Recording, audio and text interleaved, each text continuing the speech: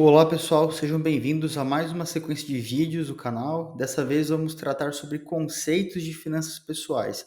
Será uma série de vídeos onde vou tratar com uma certa profundidade cada assunto. E nesse vídeo de hoje vamos falar especificamente sobre receitas e despesas, tá? Então, uma breve introdução. Receita é tudo aquilo que entra no nosso bolso, né? São todos os recursos que nós recebemos, seja de nossas atividades profissionais, sejam de outras fontes, bem como as despesas são todas as saídas de recursos que nós temos. É tudo aquilo que sai do nosso bolso. E nós precisamos categorizá-las entre fixas e variáveis, tá? Então, o que seriam as nossas receitas fixas?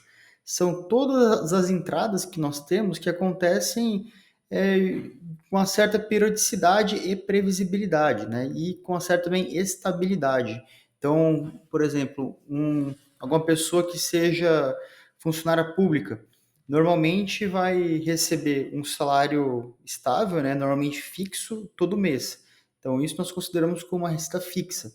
Também podemos receber aluguéis, né, aqueles que têm imóveis podem alugar, tem uma certa previsibilidade.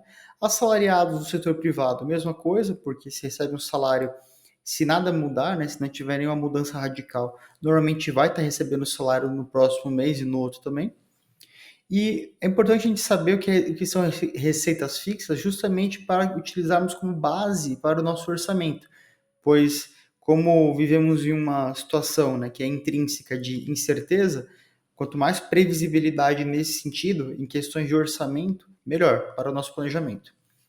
Já as nossas receitas variáveis são todas aquelas entradas que mudam de valor a cada mês e nem sempre são garantidas.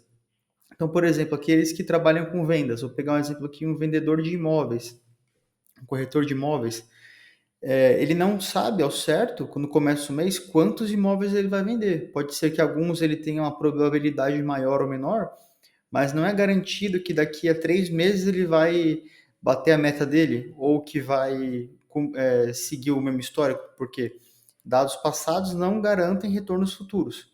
Então, além disso, né, essas receitas podem vir de comissões, tal qual os vendedores, freelances, aqueles que fazem bicos ali de renda extra, vendas diversas e bônus diversos também. E para nós calcularmos as receitas variáveis, embutirmos nosso planejamento ali com prazo um pouquinho maior, nós devemos calculá-las com base na média mensal. Então, eu vou dar um exemplo. Vamos supor que o vendedor ele vendeu e no último ano 12 imóveis. Ele consegue ter uma ideia que ele vendeu um imóvel por mês. Se isso totalizou 120 mil reais em termos de comissão, então podemos calcular que ele recebeu 10 mil reais todo mês. Então isso ajuda a você saber mais ou menos quanto você vai ter. Mas, como eu disse, nós não podemos contar com elas como garantidas. Eu vou mostrar mais adiante por quê. Então vamos pegar aqui a situação fictícia da Júlia. Tá? Então Júlia é uma mulher jovem de 24 anos que é recém-formada em administração. Ela mora de aluguel em São Paulo e trabalha em um escritório com salário de 3 mil reais. Então consideramos esse valor de 3 mil reais como receita fixa. Ela faz trabalhos extras como designer aos fins de semana e isso rende em média 600 reais por mês. Então temos como receitas totais da Júlia no mês 3.600 reais. E agora vamos para as despesas fixas. Então, o que seriam as despesas fixas? São todos aqueles gastos obrigatórios que normalmente se repetem. Então, vou dar um exemplo: aluguel, conta de luz, conta de água, internet. Nós sabemos que vamos ter que pagar essas contas com uma certa periodicidade, né? E normalmente os valores variam um pouco durante esse período, tá? E também são associadas às despesas que nós temos para manter a nossa vida funcionando, né? As despesas mais básicas possíveis. E também entra aluguel, como no exemplo passado das receitas fixas. Aqueles que recebem aluguel, ok, mas para aqueles que pagam aluguel, consideram como despesas fixas. Já as despesas variáveis são todos aqueles gastos que mudam de valor a cada mês também. Então, dependem do quê? De nossas escolhas ou mesmo de imprevistos. E normalmente são aqueles gastos que nós temos um maior controle, que nós podemos cortar com maior facilidade. Como, por exemplo, consumo diverso, compra de roupas, alimentação fora, delivery, porque é muito mais fácil você cortar uma despesa variável do que uma receita fixa. E um exemplo muito clássico aqui também são as viagens. Uma pessoa normal ali que trabalha e tira férias uma vez por ano, ela não vai normalmente viajar todo mês para o exterior. Então considera sim uma despesa variável. Agora vamos pegar mais exemplos da vida de Júlia, tá? Então, como despesas fixas, ela tem seu aluguel, internet, transporte público, plano de saúde e conta de luz, que dá um total de R$ 2.080. Então, são contas que ela já sabe que vai ter que pagar todo mês.